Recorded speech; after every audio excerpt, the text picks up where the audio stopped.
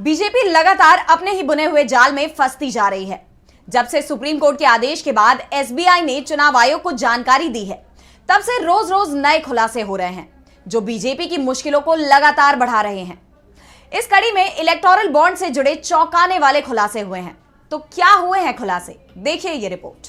BJP लगातार ही अपने बुने हुए जाल में अब फंसती जा रही है। जिस इलेक्टोरल बॉन्ड या चुनावी चंदे के जरिए बीजेपी चुनाव लड़ने की रणनीति बना रही थी, वही चुनावी बॉन्ड अब बीजेपी के लिए चुनाव में हार का कारण बन सकता है।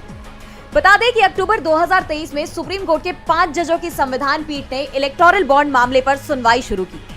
इसके बाद 1 और 2 नवंबर को सुनवाई के बाद कोर्ट ने फैसला सुरक्षित रख लिया। लेकिन इस दौरान भी बीजेपी चुनावी बॉन्ड को भुनाने में लगी हुई थी, क्योंकि सरकार ये मानकर चल रही थी कि सुप्रीम कोर्ट का फैसला तो उसके पक्ष में ही आएगा। यहां तक कि 15 फरवरी को सुप्रीम कोर्ट ने फैसला सुनाते हुए चुनावी बॉन्ड को गैर संवैधानिक बता दिया था। लेकिन सुप्रीम कोर्ट के फैसले के 6 दिन बाद तक इन चुनावी बॉन्ड की सप्लाई चलती रही। लेकिन कोर्ट के आदेश के चलते उन्हें किसी को जारी नहीं किया गया।